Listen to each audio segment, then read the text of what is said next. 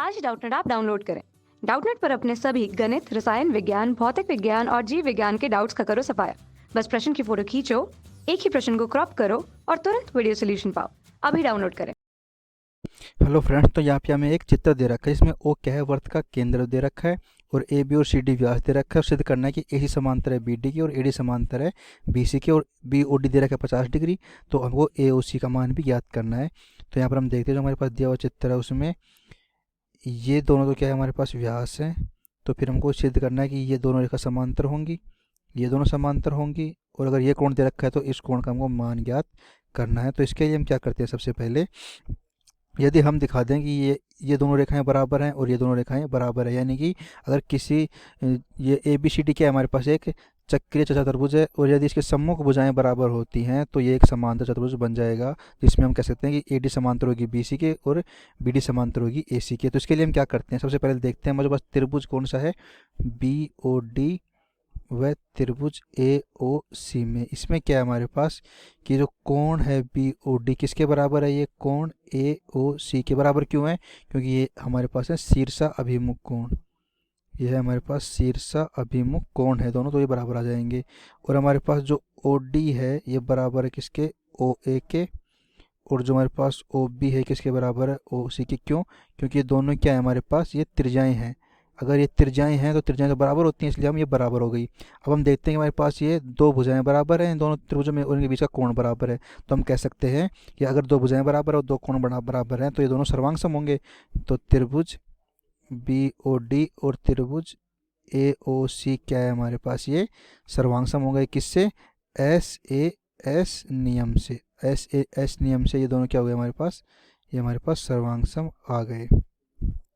S A S नियम से क्या हो गए, सर्वांग सम हो गए। अगर ये सर्वांग सम है तो इनकी संगत भुजाएं बराबर होंगी। तो यहाँ से मैं कह दूंगा जो मेरे पास ए सी है किसके बराबर आ गई, मेरे पास बी डी के बराबर आ गई। अगर जैसे ये सर्वांग सम है ऐसे हमारे पास ये और ये भी सर्वांग सम होंगे।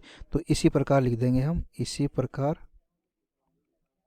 हमारे पास जो त्रिभुज है बी ओ सी ये क्या होगा, सर्वांग सम होगा किसके, त्रिभुज ए ओ डी के। अगर ये सर्वांग सम है तो इनकी संगत भुजाएं बराबर होंगी। तो मैं ऐसे कह दूंगा कि जो मेरी बी सी हैं ये बराबर किसके हैं, ए डी के बराबर आ गई। यानी मेरे पास चतुर्भुज में हमारे पास जो ये है चतुर्भुज ए सी है, पहले यहाँ पे ए सी बी डी में क्या हमारे पास सम्मुख भुजाएं बराबर हैं। ए बी सी, जो ए सी बी डी में ए सी किसके बराबर है मेरे पास, बी डी के बराबर है। और जो बी सी है किसके बराबर है मेरे पास, ए डी के बराबर है। और ये हमारे पास क्या है, सम्मुख भुजाएं हैं। ये हमारे पास हैं सम्मुख भुजाएं। यदि यदि किसी चतुर्भुज में सम्मुख भुजाएं बराबर होती हैं तो क्या होता है, वो हमारे पास समांतर चतुर्भुज होता है। इसलिए क्या होगा हमारे पास कि ए सी बी डी क्या है, ये एक समांतर चतुर्भुज है, क्योंकि इसकी सम्मुख भुजाएं बराबर है। तो ये एक समांतर चतुर्भुज है। अगर ये समांतर चतुर्भुज है तो इसकी सम्मुख भुजाएं समांतर भी होंगी। तो मैं यहाँ से क्या कह सकता हूँ, जो मेरे पास सम्मुख भुजाएं कौन कौन सी हैं, जो ए डी समांतर हो जाएगी बी सी के। तो जो अपने पास ए डी है किसके समांतर आ जाएगी, बी सी के। और दूसरी कौन सी भुजा है हमारे पास, दूसरी भुजा है ए सी समांतर क्या हो गई, बी डी। तो हो गई मेरे पास ए सी समांतर बी डी। ऐसे मेरे पास क्या आ गई, पहले जो पहला पार्ट था वो मैंने सिद्ध कर दिया, क्या ए डी समांतर है बी सी के और ए सी समांतर किसके आ गई, बी डी के। तो यहाँ तक तो मैंने ये सिद्ध कर दिया। अब आगे क्या दे रखा है हमको कि जो यहाँ पे हमारे पास कोण ओ बी डी है ये दे रखा है 50 डिग्री। तो अगर ये 50 डिग्री है तो ये भी कितना होगा, 50 डिग्री होगा। ये भी क्या होगा 50 डिग्री। क्यों, क्योंकि ये दोनों क्या है, इसमें त्रिज्याएं हैं। तो त्रिज्याएं क्या होती है, बराबर होती हैं। तो मैं यहाँ पे दूंगा कि त्रिभुज है मेरे पास कौन सा, त्रिभुज ये हो गया बी ओ डी में।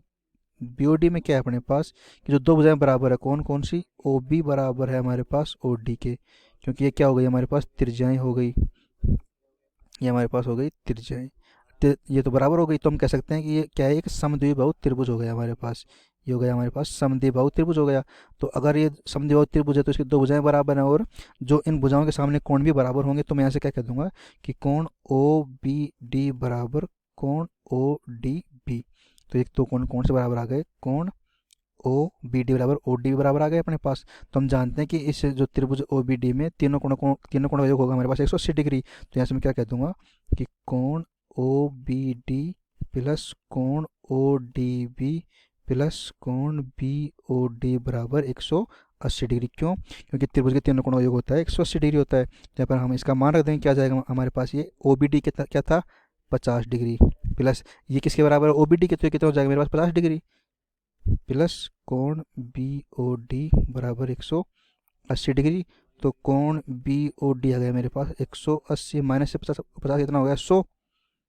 तो यहाँ से मेरे पास कोण बी ओ डी बराबर आ गया मेरे पास 80 डिग्री। अभी हमने देखा था जो बी ओ डी किसके बराबर है, ए ओ सी के। क्यों? क्योंकि ये शीर्षाभिमुख कोण है, तो ये कोण किसके बराबर आ गया, इसके बराबर आ गया। तो यहाँ से मेरे पास कोण ए ओ सी का मान भी आ जाएगा।